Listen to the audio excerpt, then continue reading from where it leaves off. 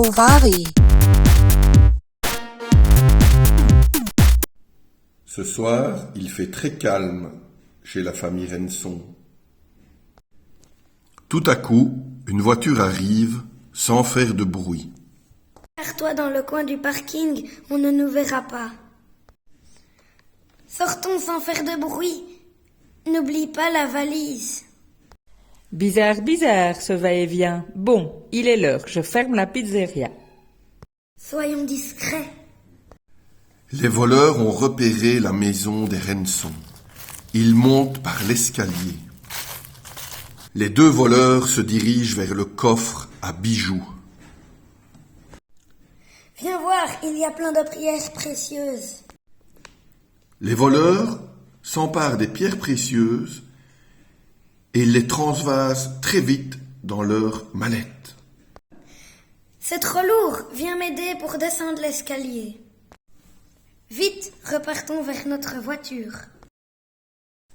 Dans la maison de la famille Renson, un des enfants se réveille. Papa, j'ai entendu du bruit. Mais que se passe-t-il?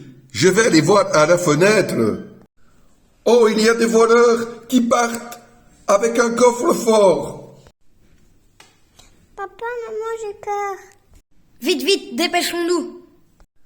Les voleurs s'empressent de quitter les lieux et de remonter dans leur voiture. Les deux malfrats s'enfuient à toute vitesse.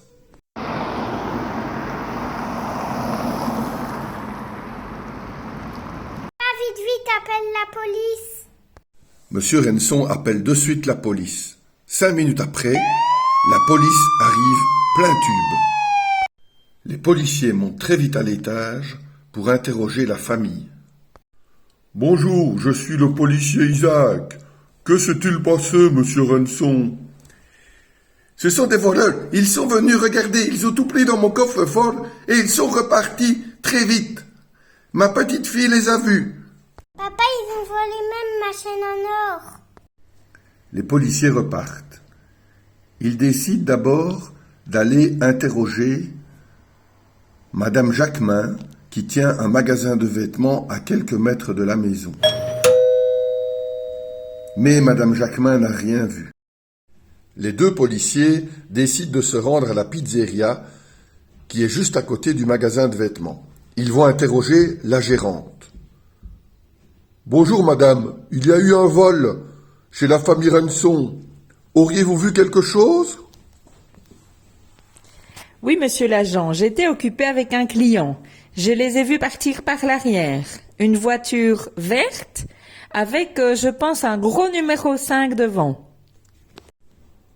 Merci madame, nous allons aller voir directement sur le parking. Les policiers reprennent la route.